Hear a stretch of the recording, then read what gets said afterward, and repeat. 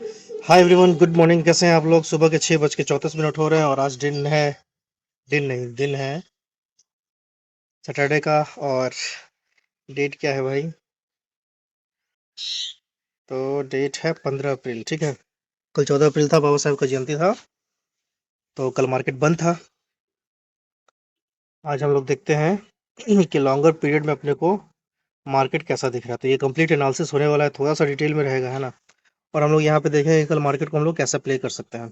तो आप जैसा कि अभी चार्ट पे देख रहे हैं, है ना, तो इस चार्ट पे जो आप लेवल देख रहे हो, वो लेवल आपको साफ साफ लग रहा होगा कि ये ऑलमोस्ट बुलिस की तरफ चल चुका है। 42,000 के ऊपर मार्केट क्लोजिंग दे चुका है और इनफैक्ट 42,132 के ऊपर क्लोजिंग दिया हुआ है ना।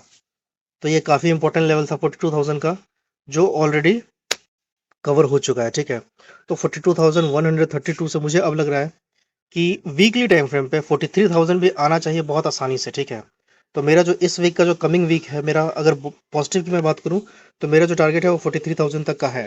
43,000 तक, 43,000 तक आराम से होगा। मैं 42,500 बोलना चाह रहा था, लेकिन 42,500 पे बेशक एक अच्छा खासा रेजिस्टेंस मिलेगा, लेकिन फिर 43,000 तक मार्केट जाने का कैपेसिटी रखता है। ठीक है, तो ये हो गया अपना वीकली टाइम फ्रेम पे। मंथली टाइम फ्रेम एनालिसिस का कोई मतलब है नहीं, क्योंकि अभी 15 दिन बाकी है महीने में। ठीक है, तो हम लोग सिर्फ वीकली में देखेंगे। वीकली में आपको दिख रहा है काफ़ी अच्छा खासा बुलिस। ये जो एक ट्रेंड लाइन था, हम्म, हम्म, ये जो एक ट्रेंड लाइन था, इस ट्रेंड लाइन के ऊपर ये वाला ब्रेकआउट दे चुका है। ये ब्रेकआउट आ चुका है ना। तो हम लोग यहाँ से बुलिश हो चुके हैं। ठीक है, बाकी हम लोग देखते हैं कि मार्केट कैसा रहेगा, लेकिन मेरे हिसाब से अभी बुलिश है।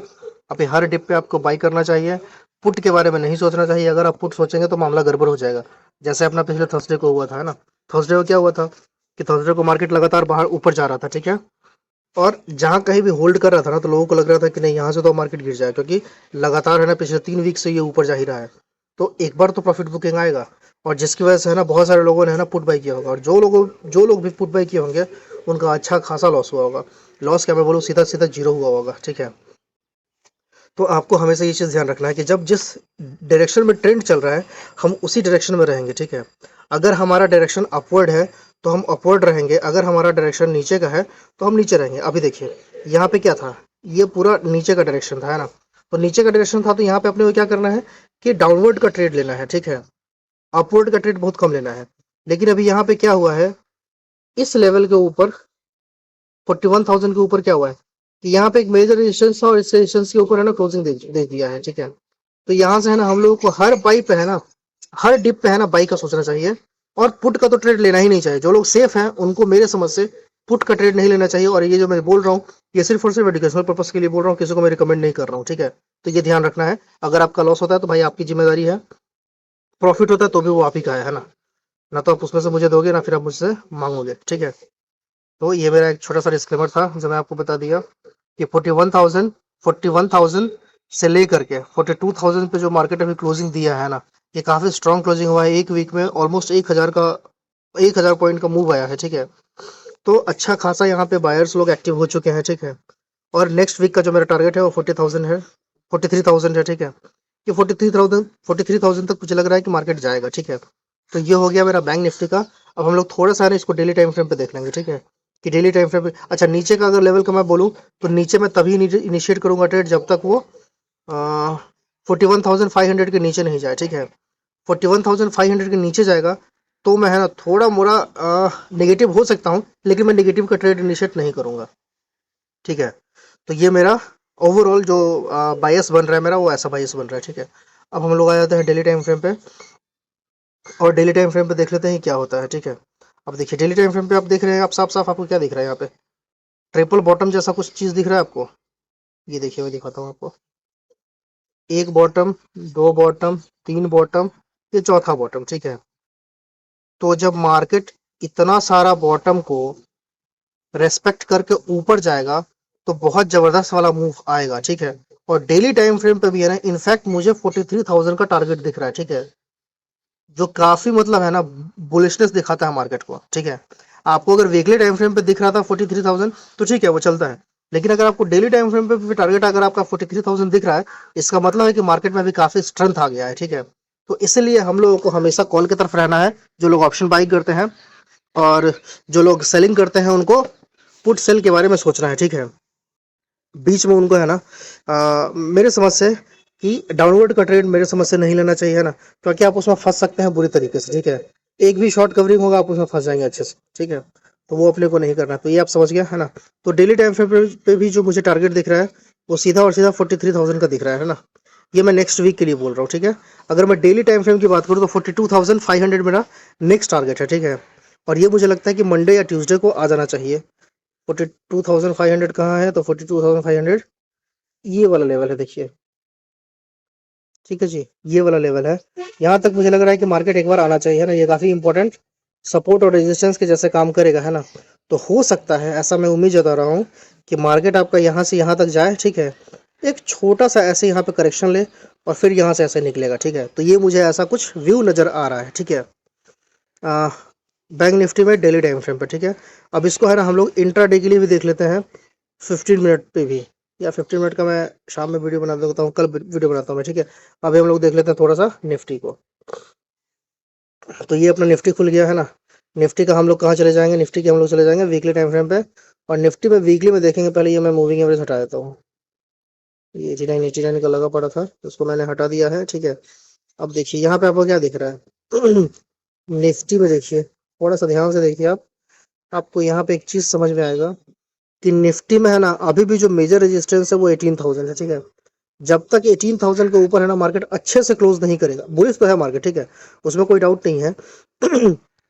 लेकिन जो टेक्निकल एनालिसिस की वजह से, जो टेक्निकल एनालिसिस के व्यू से जो मुझे दिखता है, वो दिखता है कि जब तक 18,000 के ऊपर ब्रेक ना करे, ठीक है। इसको भी मैं डिलीट करता हूँ, ADX। देखिए, तो 18,000 का जो लेवल है आपका, ये वाला लेवल, ये वाला है ना, ये काफी इंपॉर्टेंट लेवल है, ठीक है। इसके ऊपर जाना चाहिए, या फिर मुझे ऐसा लग रहा है कि यहाँ से है ना फिर एक है ना, मतलब यहाँ तक तो जाएगा, ये ऊपर जाएगा, ऐसे ऊपर जाएगा, ठीक है। लेकिन फिर यहाँ से थोड़ा सा नीचे आएगा और फिर यहाँ से ऊपर भाग सकता है, ठीक है ना। तो ऐसा मुझे दिख रहा है मार्केट का व्यू वीकली टाइम फ्रेम पे, ठीक है। ये 18,000 काफी मेजर रेजिस्टेंस के जैसे एक्ट करेगा, और 18,000 के पास जाएगा तो हो सकता है कि एक आध रेड कैंडल बन जाए, ठीक है। और फिर उस रेड कैंडल के है ना हाई लो पे है ना हम लोग डिसाइड करेंगे कि मार्केट को किधर लेके जाना है, ठीक है। हालांकि मेरा जो व्यू है, मेरा जो बायस है, वो मेरा पॉजिटिव है, ठीक है। तो ये मेरा ओवरऑल वीकली टाइम फ्रेम पे निफ्टी का कहानी हो गया कि 18,000 मुझे पहले लग रहा है कि 18,000 आएगा, ठीक है। 18,000 के बाद एक आध करेक्शन आना चाहिए, वो एक करेक्शन आएगा और फिर मार्केट वहां से ऊपर निकलेगा। तो जो हमारा ऊपर निकलेगा वो हमारा टारगेट रहेगा 18,250 का, और फिर अगला टारगेट होगा 18,500 का सीधा, ठीक है। दो दो सौ ऐसा मुझे लग रहा है, क्योंकि अभी है ना मार्केट एकदम शक करके ऊपर फटाफट भागेगा, ठीक है। तो चलिए ये अपना, अच्छा नीचे की अगर मैं बात करूं तो नीचे का मैं बता देता हूँ आपको, 17,750 के नीचे ही है ना। मैं कोशिश करूंगा नीचे का ट्रेड ले, मैं ट्रेड नहीं लूंगा नीचे का, ठीक है। मैं सिर्फ ये लेवल बताने के लिए बोल रहा हूँ कि 17,750 के नीचे है ना, अगर कोई चाहे तो थोड़ा सा भी वो, मतलब एकदम कम क्वांटिटी में है ना, कुछ क्वांटिटी में आप ट्रेड बना सकते हैं 17,750 के नीचे, ठीक है। और हर 50-50 पॉइंट है ना आप ट्रेल करके जा सकते हैं, ठीक है। लेकिन आपको एसएल एकदम स्ट्रिक्ट रखना पड़ेगा, क्योंकि वहां से अगर उल्टा मारेगा मार्केट तो बहुत भयंकर वाला लॉस होगा, ठीक है। तो ये आपको ध्यान रखना पड़ेगा, समझ गए आप। तो नीचे का लेवल है मेरा 17,750 के, अगर नीचे गया तो हम लोग है ना 50-50 पॉइंट का ट्रेल करके चलेंगे, ठीक है। मेरा बायस बिल्कुल भी नीचे नहीं है ना, मेरा बायस बिल्कुल भी ऊपर है। तो मैं ऊपर का टारगेट देख रहा हूँ 18,000 के आसपास का, ठीक है। 18,000 के बाद मुझे बेशक एक करेक्शन तो होगा, एक रेड कैंडल बनेगा, उसके बाद फिर है ना 18,000 से ऊपर निकलेगा तो 18,250, 18,500 ये आ सकता है, ठीक है। ये मेरा हो गया ओवरऑल व्यू निफ्टी में वीकली टाइम फ्रेम पे। अब हम लोग थोड़ा सा इसको डेली टाइम फ्रेम पे देख लेंगे कि डेली टाइम फ्रेम पे अपने को कैसा दिख रहा है। देखिए, निफ्टी अपने को, मुझे ऐसा लग रहा है कि निफ्टी मुझे थोड़ा सा कमजोर लग रहा है बैंक निफ्टी से। क्यों लग रहा है कमजोर, मैं आपको बताता हूँ, देखिए। अम, अम, अम, इस कैंडल को देखिए आप, और इस कैंडल को देखिए, मतलब ये उसके बगल वाला दूसरा कैंडल, ठीक है। दोनों कैंडल को देखिए, आपको क्या लग रहा है। पहला आपको ये लगना चाहिए कि ये वाला जो कैंडल है, दूसरा वाला नहीं नहीं, उसके बगल वाला राइट वाला, ठीक है। ये गलत मेरे से वो हो गया, मैं फिर से ड्रॉ करता हूँ, ठीक है। पहले तो थोड़ा सा जूम कर लेते हैं, फिर अच्छे से समझाने में वो होगा। देखिए अब, देखिए अभी आपको शायद अच्छे से समझ में आए। और यही सब चीज़ है ना, समझना होता है मार्केट में।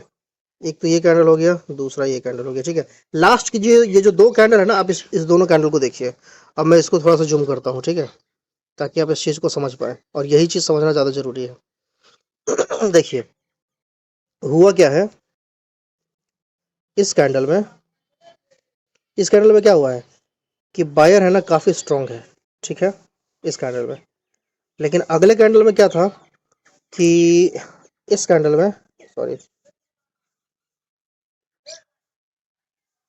इस कैंडल में क्या हुआ कि मार्केट है ना पूरा नीचे लेकर के आया, ठीक है। यानी कि यहाँ पे सेलर्स तो है, ठीक है, इस एरिया में सेलर्स तो है, ठीक है, इस एरिया में सेलर्स हैं, ठीक है, यहाँ पे सारे सेलर्स बैठे हुए हैं, ठीक है, कॉल राइट करके, ठीक है।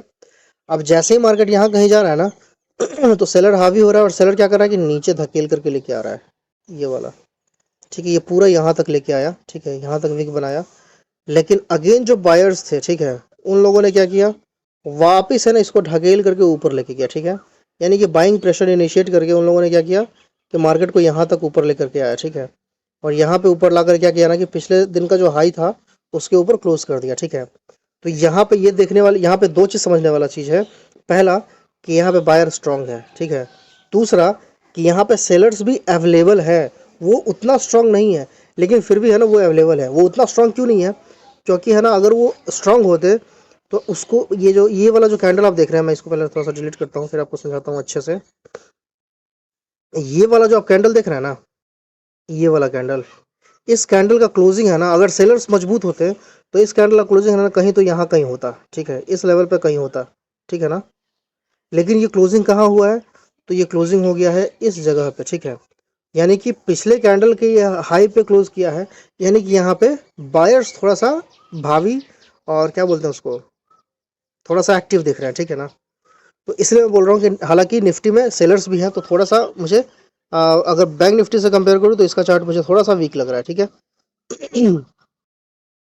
अभी हम लोग क्या करेंगे कि इसमें सेवन जो सेवन सेवन फिफ्टी सेवन 17,750 का जो मैंने लेवल बताया था, ठीक है, तो उस लेवल से है ना हम लोग नीचे क्यों जाएंगे, इसीलिए जाएंगे क्योंकि यहाँ पे मुझे सेलर्स थोड़ा सा दिख रहा है, ठीक है। इस जोन पे है ना मुझे यहाँ पे कहीं तो सेलर्स दिख रहे हैं।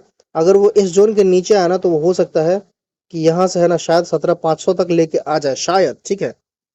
ऐसे चांसेस बहुत कम है, लेकिन लेके आ सकता है। और फिर है ना यहाँ से नीचे आने के बाद फिर यहाँ से ऊपर भाग सकता है, ठीक है। तो ऐसा मुझे ओवरऑल डेली टाइम फ्रेम पे भी दिख रहा है ना।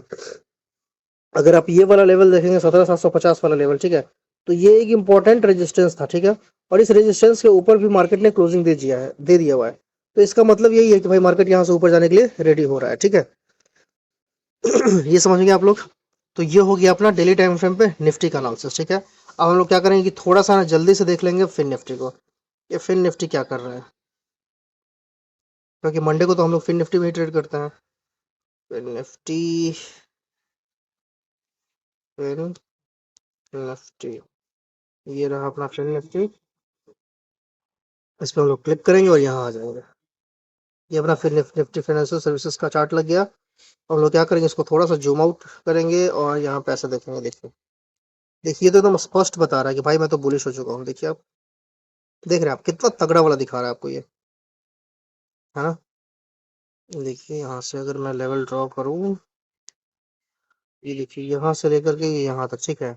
ये एक ट्रेंड लाइन था, ये एक रेजिस्टेंस के जैसा काम करता, जो मैंने अभी एरो खींचा है, ठीक है। और इस एरो के बाद क्या हुआ कि मार्केट में लगातार भागता ही जा रहा है, ठीक है। तो मैं पहले भी पिछले वीडियो में बोला था कि 19,000 तक मुझे लग रहा है, तो 19,000 तक तो मार्केट जाएगा इस लेवल तक, ठीक है। 19,000 पे जाने के बाद एक रेड कैंडल बनेगा, वो या तो मंडे को बने या ट्यूसडे को बने, मुझे नहीं पता, लेकिन एक रेड कैंडल बनेगा 19,000 पे, बनना चाहिए, ठीक है। बनेगा मतलब कंफर्म तो मैं हूँ नहीं, ठीक है, क्योंकि मार्केट में कुछ होता नहीं है भाई फिक्स। तो 19,000 पे मुझे ऐसा लग रहा है कि 19,000 पे एक रेड कैंडल बनना चाहिए। और एक रेड कैंडल बनने के बाद वही जो मैं बोल रहा हूँ कि हल्का सा ऐसे नीचे आएगा और नीचे से फिर ऊपर जाएगा, ठीक है। तो ये वाला चीज़ हो सकता है, ठीक है ना। तो ये मेरा फिन निफ्टी में व्यू है। हम लोग ये डेली टाइम फ्रेम पे देख लिए हैं, ठीक है। थोड़ा सा इसको हम लोग है ना वीकली टाइम फ्रेम पे देख रहे हैं, हालांकि ये मैं उल्टा देख रहा हूँ, पहले मुझे वीकली का देखना चाहिए था। अगर आप वीकली में भी देखेंगे ना तो काफ़ी बेहतरीन तरीके से देखिए, कितना बेजोड़ तरीके से ये ब्रेकआउट कर रहा है ना। यहाँ पे अगर कोई सेलर हो तो वो लोग क्या कर सकता है, 18,000 के कॉल को है ना, 18,000 कॉल नहीं, 18,000 के पुट को है ना आराम से सेल करके छोड़ सकता है, ठीक है, पूरे महीने तक के लिए, मेरे समझ से शायद। ऑब्वियसली भाई कोई रिकमेंडेशन नहीं है, ठीक है ना। तो ये मुझे ऐसा लग रहा है कि वीकली टाइम फ्रेम पे भी अच्छा खासा एक ब्रेकआउट आ गया है। पहला टारगेट मुझे लग रहा है 19,000 आएगा, और 19,000 से हो सकता है कि एक आध दिन है ना रेड कैंडल बने और फिर वहां से ऊपर निकल जाए, या हो सकता है कि आधे दिन तक रेड कैंडल बने और फिर उसका फिर वो शक्कर के ऊपर चला जाए, है ना, तो ऐसा भी हो सकता है, ठीक है।